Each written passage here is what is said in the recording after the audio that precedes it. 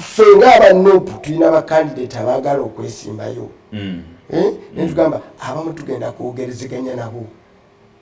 Yeah, but there's a debate ebiseera bisinga eyogerwa nnyo ku muganda ffe Council George Musisi mu constituency ya Ibrahim Ssemujunganda bagamba tosa musimbako omuntu ono ali bwati. Now that is very wrong. Look, I appreciate Ibrahim Ssemujunganda immensely. I have immense admiration for him. I do really appreciate what he's done. But we shouldn't fall into the trap of Musevenism, where woteeka olukomera ku kifo kineno tebakikwatako ekyo gyogenze nga si byangu according to who? Ku deputy president w'ekibiina. No, si byangu according to who? Kubanga that's a very important question because ekibuuzo ebiseera ebisinga kyobuuza ani angamba nti bino bigenda kubeera bizibu. Waliwo neka clip katama ku TikTok. Si byangu oyogera ngaani ba NUP bamemba baffe betwa campaigningira ne bayitamu naye nga mu lwatu bava mu NUP. And I'm quoting simanyi ebitegeeza bino byayogera nalo na mutima na bidi. and that's where you go. Kakati the biggest problem with you, some of you especially some media, is to major in the minors. Aba media gwe kale oli wano wendi abaka ba parliament aboogerwako nga Kivumbi bwe yabanokoddeyo bagamba tebamanyi musango bwe bazizza. You're watching Mordecai Marissa Live Political Commentary. Please consider subscribing to help grow Uganda's Voices of Struggle ecosystem. Thank you. Very glad to be here on Mordecai Marissa TV. And yes, indeed, okuva mu masaza 50 agegatta okola eggwanga limu the United States of America erimanyiddwa ennyo nga USA. Ogamba otya okansubire nti oli bulungi nze Mordecai Marissa era ng'oli mu kulaba Mordecai Marissa Live. Awatali kulwa, awatali kubuusabuusa, n'awatali kulinda. Kansube bikutambulira bulungi, gwe bitambulira bulungi nkugamba nti congratulations. Ate gwayita mu kusomoozebwa nkugamba nti hang in there. Genda maaso n'okubeera ng'ogoba ebirooto ebyo n'okusigala ng'okkiriza nti ebintu bigenda kubeera bulungi. Buli kaseera n'abajjukiza ng'oluyimba lwe bayita olumanyiddwa ennyo nga Three Little Birds lwayimbibwa Robert Nesta Marley abasinga bamuyita Bob Marley ne group band ye gye bali bayita The Wailers. Agamba don't worry, every little thing is gonna be alright. Eddoboozi oliwulira? Ate nzize twongere mu maaso n'okubeera nga tulambulula. Olwaleero tutaddeeko bere yange. Naye ndowooza ngenda giteekako. Ekikoola okirabye. Nfuuse wa kitiibwa. Waliwo gwe naye mu comment section ng'agamba Marissa, weetaaga okubisa ekipande nga kiriko Mordecai Marissa ow'ekitiibwa omuteeketeeke. Bannayuganda sabo neeyita ow'ekitiibwa omuteeketeeke. Kali bannayuganda n'okusudira Marissa ow'ekitiibwa omutuufu. Mmwe mbalaba mmwe bayaaye mu comment section. Temumpita bintu byammwe. I don't. Tunyumirwamu naye nga tewali buzibu. Anyways, ndowooza nteekeddwa osooka oteekako bere yange tusimbule.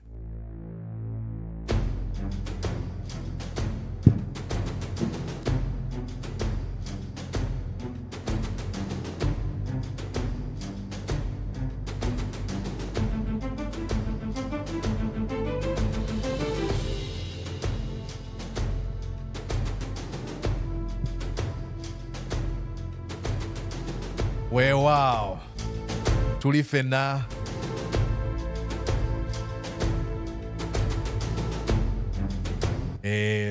Olwali tugenda kutunuulira ebigambo ebyongera okukkaatiriza Deputy President wa National Unity Platform Muwanga Kivumbi bye yayogera ng'agamba nti awadde abantu abatalaga bweyamu eri ekibiina ennaku 30 kubanga beetonze olw'ensobi ze baakola n'okulaga we bayimiridde balina ekibiina oba tebali. Yakyaziddwa ku BBS Terefayina n'ayongera okukkaatiriza ensonga gye yayogera luli. Mu kaseera ke kamu ndowooza yabadde Paulson Luttamaguzi omubaka w'e Nakaseke South naye yakyaziddwa ate ku Sanyuka Television n'abuuzibwa ku nsonga y'emu naye yayanukudde. Ye tugenda okubeera nga tunuulira nja kuba mbikuzannyira then nkuwa endowooza yange ku bino byonna. ndowooza weetegese tusimbule. Exactly.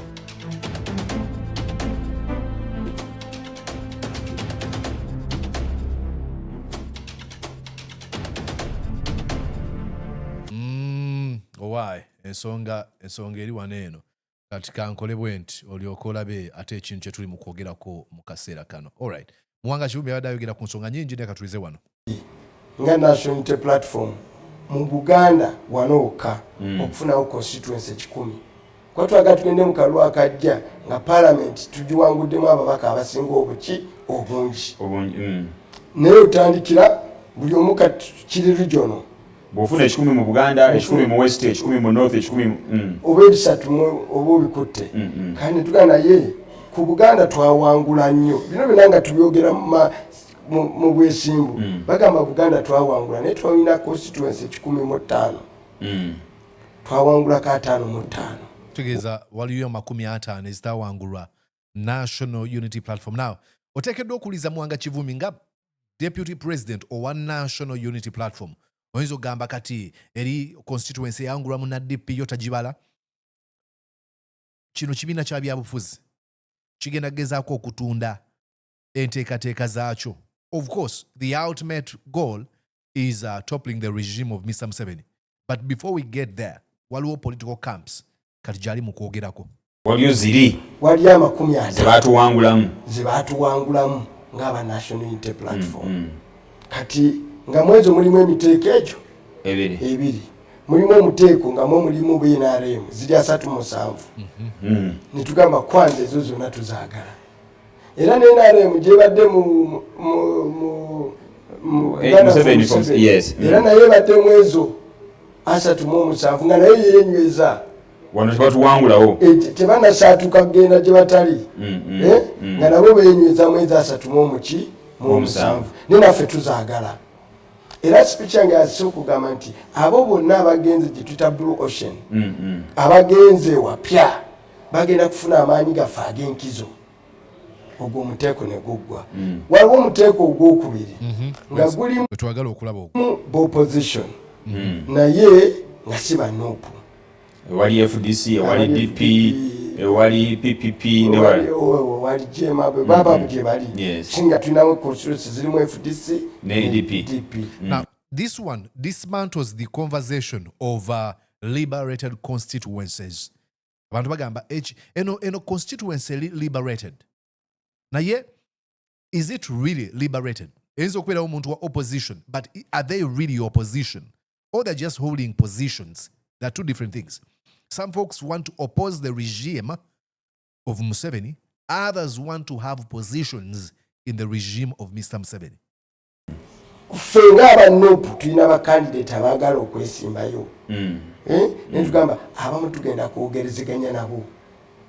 Yeah, there's a debate ebiseera bisinga eyogerwa nnyo ku Muganda ffe Council George Musisi mu constituency ya Ibrahim Semujunganda. Bagamba tosa musimbako omuntu ono ali bw'ati. Now, that is very wrong. Look, I appreciate Ibrahim Semujunganda immensely. I have immense admiration for him. I do really, really appreciate what he's done. But we shouldn't fall into the trap of Musevenism, where woteeka olukomera ku kifo kineeno tebakikwatako ekyo oyo ali untouchable. This is a trap Museveni gye yakola mu kibiina kye. Moses Chigongo, Deputy President wasimanga NRM myaka gyonna wala balina ebifunga okubibajja ku wakiri bakutta bakuwa obutwa mu NRM. We have to make sure that on our mission to fight the monstrous regime, we don't become monsters ourselves. Tuteekeddwa okwegendereza nga tulwanyisa obufuzi obwannakyemalira obwa gavumenti ey'ekisolosolo ey'ekikulekule ya Mwami Museveni eyo tetufuuka bikulekule. Bwe tunaba tulwanyisa Mwami Museveni tuteekeddwa okugamba tukwestioninga abaffe and let the best one win. If Semujunganda is really good, wagenda abantu bagenda kumulonda. Lwakuba abantu batwekera politics so nebiseera ebimu n'agamba nti lutalo ndugudde kuggwe. And if there's conversation that should be had, they should happen.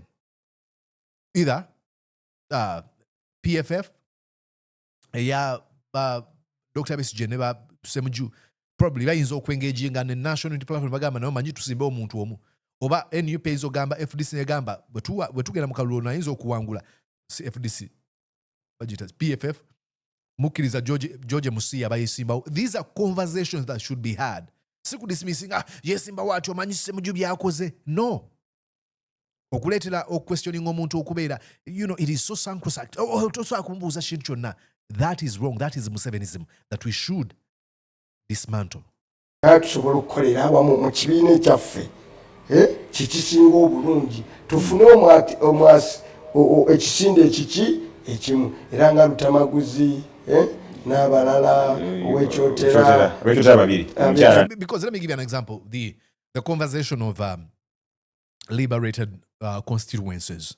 Nti constituent bagamba nti liberated ngerimu Nobati Mao. Let me give you an example. Nobati Mao is helping Mr. Museveni to execute the NRM manifesto, which is built on impunity, on lawlessness, on abduction, torture and killing of innocent Ugandans. Katibogamba tetuvuganya wa DP yo constituency eri liberated nga Nobati Mao ye president woyo yayamba Museveni okuteeka mu nkola byayagala kyokambu omwali mu kibiina kye.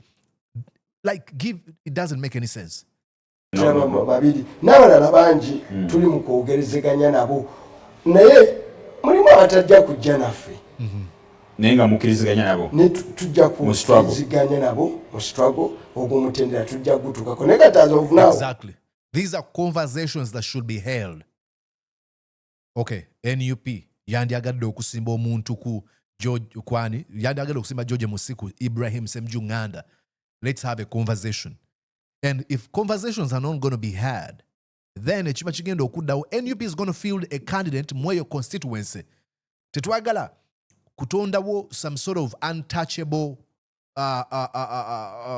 individuals. Tubambuza kibuuzo oyo. No.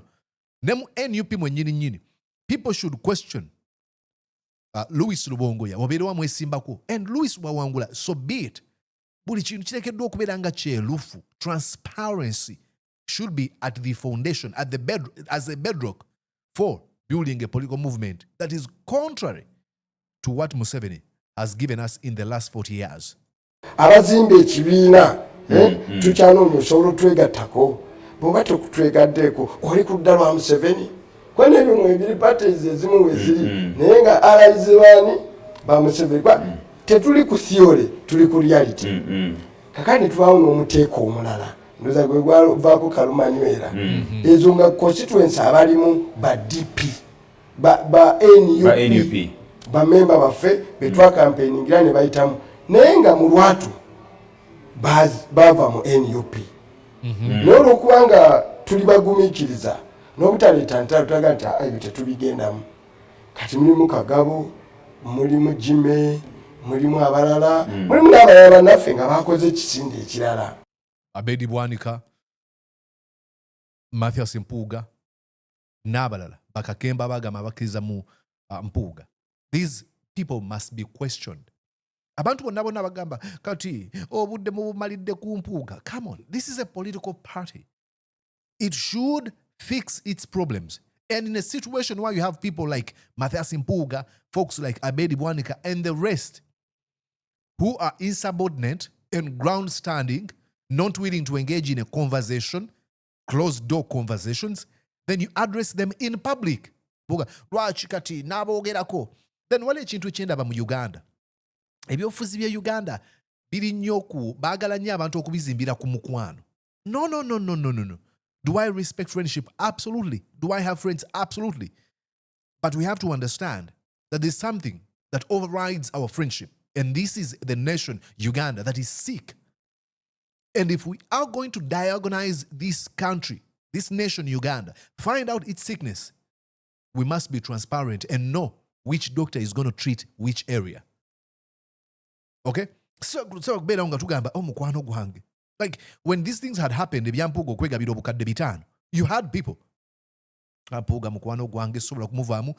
Then if you make that argument, lwaki obeera onyiigira abantu abaweereza mwami Museveni baweereza mukwano gwe?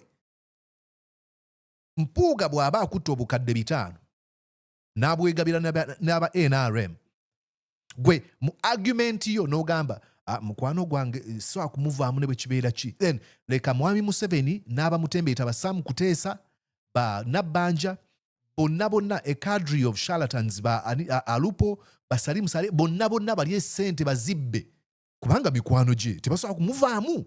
Like you listen to a reasoning of ostensibly educated land folks. Mukwano gwange so kumuvaamu n'ogamba kikyayogera sinakugamba omuveemu ne mugamba mu questioning on issues of national importance muso okuddayo waka nabadde ndaba waneeno comedian bamuyita Bill Maher yagenda n'atusinkana omukulembeze wa Trump ne boogeramuko olwakomawo n'atugamba bane namusinkana musajja mulungi aseka n'okuseka bye mbadde musuubira si bwe biri bane muntu mulungi yandaga kino yampisa bulungi. So what? Tufa nnyo ku butya bwayise eggwanga policies ze zaffectinga zitya eggwanga relationship yammwe ababiri tetukwatako oli waddembe okubeera mukwano gwa Mpuuga oba Abedi Bwanika oba Museveni it is fine mubikolere eyo naye ebintu bye mukola bikosa bitya eggwanga kubanga tetunyumirwa mukwano gwammwe tegulina kye guzimba ggwanga omukwano gwammwe mugujje waneeno mu kye tuyita public conversations oba public discourse eziruŋŋamya butya eggwanga lyaffe bwe liteekeddwa okubeera nga litambula. Kati constituency ezo ffe nga abatudde nga ya NUP mu lukiiko lwaffe olupulaninga olutabaalo oluddako ezo nazo tugamba ziri vacant kubanga abaazirimu abaffe. Isn't it funny? Because kyayogedde ekyo it is true. Positions neno ezibeeramu abantu aba ground standing abavumye president w'ekibiina abavumye ekibiina abakirengezza abaga tekirina aboogedde kino kyo bino byonna n'ogamba Mpuuga Abedi Bwanika and the rest nga mulowooza nti musobola okukola ebyo ne bwata baba bagamba ku tubawadde ennaku 30 newavaayo mbu political analyst simanya muntu ne mukola ebyo amaanyi mugatadde ku Mpuuga. What do you want the political party to do? Because it's a political party wala abantu abegwanyiza ekyo kifo tebagenda kwekweka bagagamba ekifo ekyo tubirangidde biri vacant tukuwadde ennaku 30 oweetereze. This shouldn't be difficult to understand unless you have your own selfish opportunistic goals zogezaako kuyisaawo. Tebakyalina kaadi zaffe naye bagenda ne bakola ebibiina ebiki ebirala oba ne beegatta ku NRM. Kati izo nazo nzisirabamu lutalo. By the way, I don't see any logic. Mukuzirangirira kati betutudano mu kisenge. Tulabye engezo nkalu. Ezo nazo nkalu. Waliwo abantu abadde ezo nazo nkalu. Kakati nitulaga nti ezo nazo tuzipulaningi okujjako nga beetonze. Yes, nga babandi nitulaga nti abemba muyina obutakanya na pate. Wapate ngero obutakanya nammwe. Nga era nammwe mulina omwezi gumu mutitwetereze. Kubanga waliwo begukwako nga gwe teweeterezezza tugenda kuba baddembe kuba wanoba. It shouldn't be difficult to understand. Bageza kugamba nti ebbanga eriiso obadde ovuma national unity platform obadde ovuma president obadde olengeza ekibiina kino tukuwadde omwezi gumu otwage woyimiridde lwaki amaanyi muhagatadde ku Mpuuga oyagala bakole ki? Tubuulire kyoyagala bakole.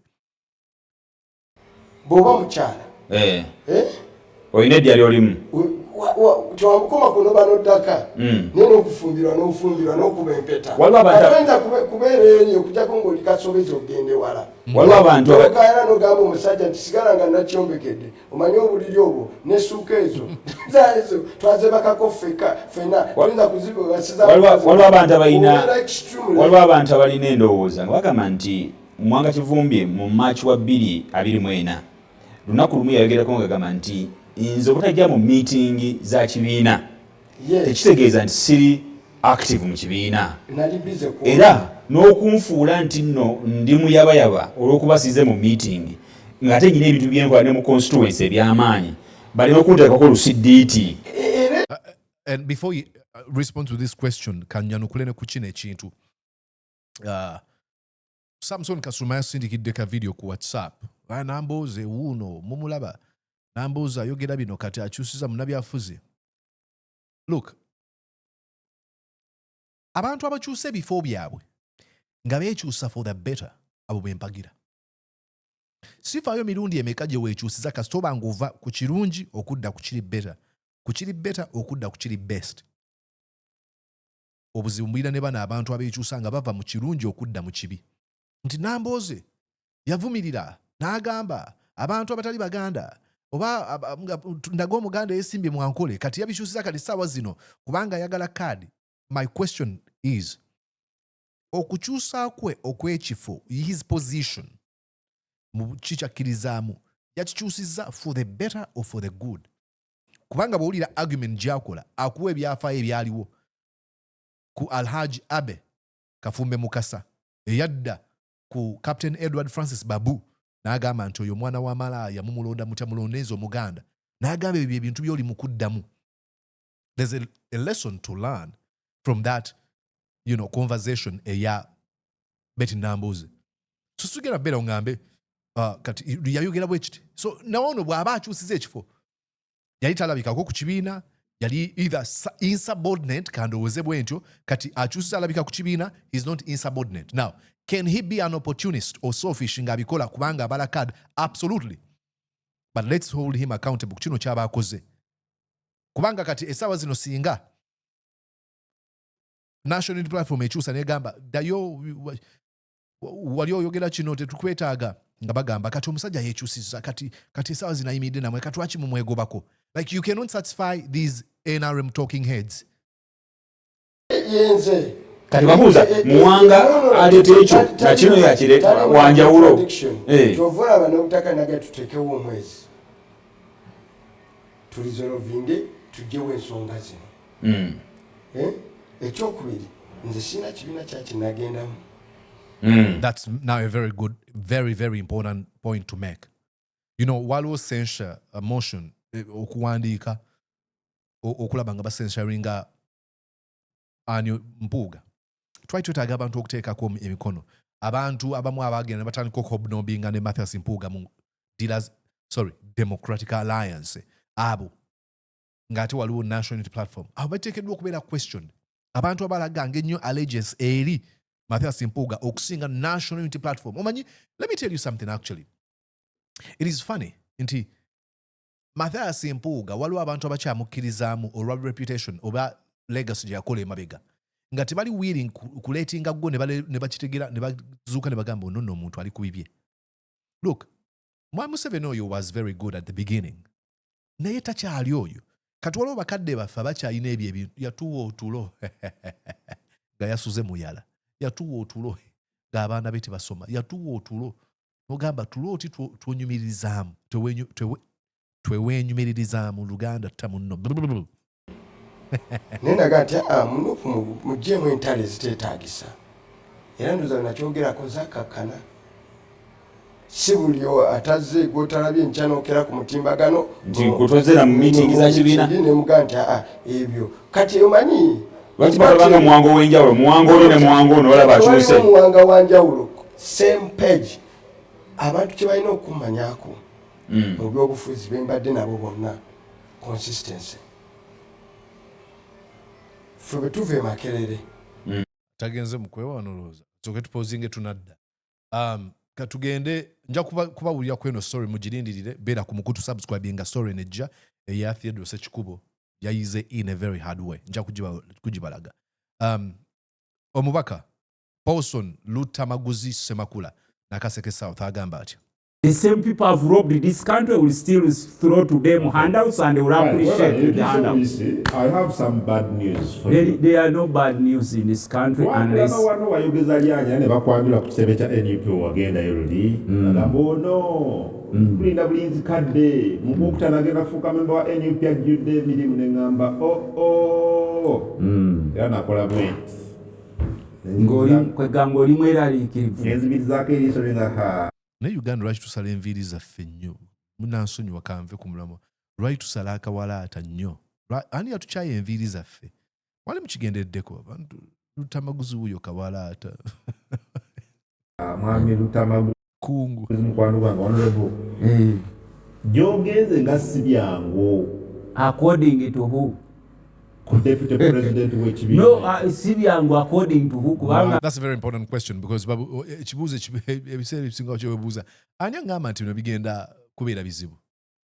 Waliwo ne ka clip katama ku TikTok si byangu oyogera ngani kubanga ne setaani agamba nga bagenda mu ggulu nti abaije mulaga nga si byangu ababaka bonna bano abatajja ku kitebe abatunulirwa nga bakiwagi bagenda kubalumba kimaafiya nalo andamkoti simanyi kyebitegeeza bino byayogera nalo na mutima na bidi and that's where you go. Kakati, the biggest problem with you, some of you, especially some media, is to major in the minors and you minor in the majors. Okay. Yemu police za Museveni za bateka mutera nnyo kuteekawo diversions. Even me, I'm talking about the leading opposition political party in the country, which has put everyone on tetherhook. Owulira sebo wakati ne regime wesanga omemba wa NUP nga yambadde overall just overall ya red ngegamba bano basirikale yes wagenzaawo oli wadde otulaba nga tumyuse at least olina okubaako n'akabonero akakuwa This is very dramatic otulaba nga tumyuse akakulaga nti oli Vatikano waffe eriiso nga limyuse ate ekitegeeza kirala oyo Vatikano nkugamba Vatikano waffe naffe Vatikano yaffe ab'ebyobufuzi twabadde tuze okuwulira ayo Vatikano yaffe ey'ebyobufuzi kati naffe ayo Vatikano yaffe era tuwuliriza nnyo kalidinaali agamba ki owaawano kubanga abamu tebakimanyi tine Vatikano ebeerayo chief kadino waawo ng'oba otunulira paapa ne paapa abeerako ne kalidinaali awo kati ffe tugenda wali tuwuliriza what matters especially abantu mu ab'amawulire temusengejja message mutumulya individuals but you don't see the message. Yes, no, first listen. What was the message about? It starts with the individuals. What was the message about besides the individuals? Kubanga ne bwe nali badde nga nze Luttamaguzi nze deputy president I would say the same words. Yep. Nti kalidinaali awulira nti Vatikano wano ebikolebwawo tebimusanyusa please oli wa ddembe. This shouldn't be very difficult to understand. But the problem we have as humans, it's called human ego or ego. You know, it is very funny. Let me give an example of how human ego works. Mpuuga ayagala abantu abalowoozese mbu ye yeeronda kuba commissioner ne yeeronda okubeera vice president wa NUP ate ne yeeronda n'okubeera leader of opposition. That is why bw'aba ayogera he tries to pull down Bobby Wine, amuteke wansi. Isn't it funny? Like think about that. Nti yayagala yetwala nti bino yabikola kati n'abo abamu ku bantu abali insubordinate mu NUP betwala nti bakabi betwala nti bamaanyi baagala mbu babeegayirire. No, there's leadership structure in the NUP and you should abide by the rules of that leadership structure. And if you're not happy, you can always go back and try to address them. Not from within, not from without, you know. Ate gwe botandika okugamba mu paapa ayogedde bye tutategeera bakubuuza okola obadde oyagala ayogere ki nti that's my question. Ensobi tewali muntu agamba nti omanyi Muwanga Kivumbi yayogera bikyamu. No, they all say ku mukwano gwe n'ayogera ku mukwano gwe. We headed for 2026 elections. Bateekeddwa okutereeza ekibiina bamanyani gwe bagenda okusimbawo abantu abaagala ebifo ebyo ebirimu bampuuga ebirimu baani babuuza ekibuuzo buli kasa bannaye nkubisa ebipande bannaye ntandika okugenda ku byalo nsaba akalulu mumbuulire tumuzza so mwagala ekibiina kikole ki kibyesonyiwe tulekeyo mpuuga insubordinate as he is and corrupt tatulwekereziya tubakubire mu ngalo bali bakugamba nti these are the rules and regulations bw'oba owulira nti tobisobola the door mu kibiina ky'ebyobufuzi ekisinga okunsanyusa every political party has two doors. Two doors, the exit door and the entry door. Tewabeerangawo door emu gyeno bagigaddewo oyingidde teriwa babeerawo every political party has two doors. One, the entry and the exit. You can feel free at any time to use one of the two. Yeah. Now, the reason why they're not willing to use the other door, the exit, is because in them, they still believe that probably they're better than Kyagulanyi. And they cannot believe that they're being dismissed by Kyagulanyi. Now, they're sour losers. Remember, Puga tuga batasa kupa mweni yupi. What is that? Because it did us. You can use your time at any time to use one of the two doors. Tewaberanga oti feno door yaffe yokka eriko ekisuubizo. Anti wuliriza ebiseera ebisinga n'aba media n'aba. What does he mean by coming out clearly? Is there any other way you're coming out clearly? Nga Muwanga Kivumbi je yawa openly mo press conference. Aba media kale woli wano wendi abakaba parliament abogerwako nga Kivumbi bwe yabanokoddeyo bagamba tebamanyi musango bwe bazizza kakati wewuliriza ng'owamawulire atazanya n'addibanga polisi. Bakugamba ekyamazima tetumanyi musango gwe twazizza. Ekibiina officially clearly tekirina tugamba nti gwe baagala wazizza guno omusango gwe Mumpuuga wazizza guno omusango Bwanika wazizza guno omusango. Kakati kitugamba twetonde kuki anti kakati gwoli wano kyekugamba nze ngambye nti nakulabyeyo ku kitebe era mwetunudde mu kamera.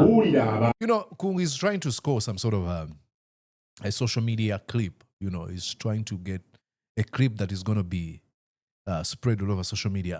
Njagala ontunuulire bagambye njagala ontunuulire njagala abe mu kamera eyo njagala ogambe bwoti.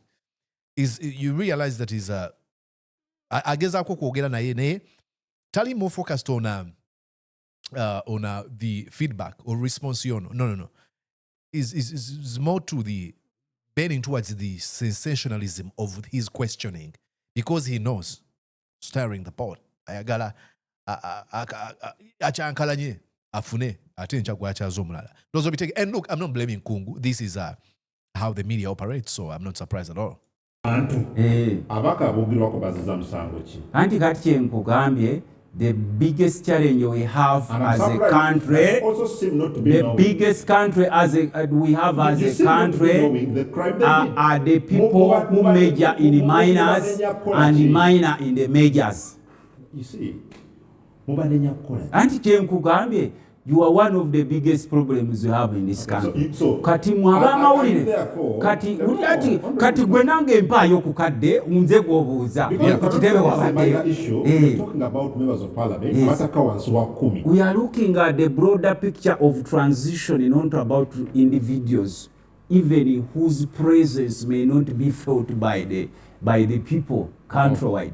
Kati tunuulira picture. Now, Honorable Luttamaguzi ayinza okubanga yewala kino ekibuuzo, but it is very easy actually to answer. One, omusango gwe bazza. One, Mpuuga awarded him 500 million shillings alongside three NRM stooges. He went on to be insubordinate, ridiculing, belittling his party president and the party itself. Tebakomoku. Mpuuga yakola ka pressure group detached from batekeddwa okwetonda n'abalala. Then abantu abazze bayisa olugaayo mu kibiina abadde batalaga bweyamu ebyo oteekeddwa bino biri mu lujjudde. Zigamba baakola musango ki? No, bye baakola bimanyiddwa. Biri na mu mawulire buli wamu by'omu akimanyi. Museveni avudde atya mu buyinza ensi yaffe ng'alese tagitaagudde. Ombuulira just a smaller number of people, how does baagala feel? How did you want her to feel? We just you ng'owamawulire amejalinga mu minors. Wanga ffe naffe kati sebo tuli balongooseemu buli wa mejalingisa mu minor nga nkugamba we shall talk about that next day. Kati gwe nkugambye this could be a strategy of the NUP nga bagamba emugenda ku mawulire temukisudira temukikuba nnyo kubanga you realize that he's restrained and Muwanga Kivumbi ali restrained bayinza okuba strategy bakozesa naye kati nze mulisa sina kifo mu NUP sina kyendi just ondabira waneeno nze nkugamba nti osobola okubagamba emisango gye bazza omuntu w'ekoboko oba omuntu wewaffe Nakaseke ebigambo bya Muwanga Kivumbi nga alongoosa ekereziya ng'alongoosa ekereziya nti wajja kubawo omukirisitu asitama nga faaza ali mu kitambiro ky'emmisa ate gwe n'ogamba gwe n'otandika okubuuza ng'omukirisitu we Nakaseke laba ye kati oyagala kumukola ki tuwulya broader picture ya ggwanga Museveni agenza atya ne banne abatufudde abaddu mu nsi yaffe era ffe bwe tubayitako mu abamejalinga in minors we just look the other way and pretend that we don't hear or listen to you. Are you saying Muwanga Kivumbi majored in minors? Nati kati ye Muwanga Kivumbi alongoosa kereziya Muhammad alongoosa muzikiti Muhammad alongoosa muzikiti agamba nti tewali wano swahaba ayina kuyingiza ngato mu masijidi kati gwe amawulire omugamba nti laba abedi wanika ayingize ngato kati ate Muwanga amukambako sina that makes sense. Nti omuntu ayingidde mu muzikiti n'engatto lulu zigamba ziti ez'omuzikiti regardless of who says and who's there to say so. All right, that's a wonderful conversation those olidde nga mugamba.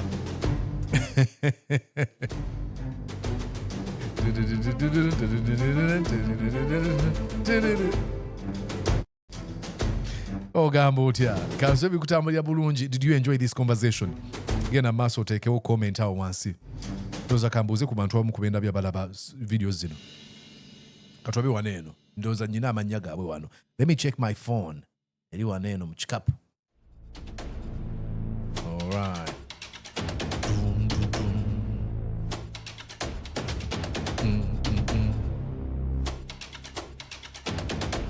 Okay.